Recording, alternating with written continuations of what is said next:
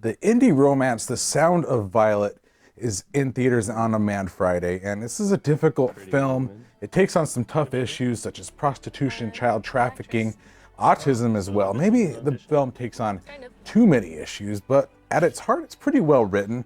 It stars Cora Cleary as Violet, who is a prostitute who ends up in a relationship with Kason Thomas' character, Sean, who's autistic. He's high functioning, he works for a dating app, and he doesn't realize that she's a prostitute despite tons of clues, but slowly their relationship develops and you start to root for them, and inevitably some things come along. There's some comical interludes, there's some kind of ridiculous, almost over-the-top type things, but this is just a fun and interesting movie to watch.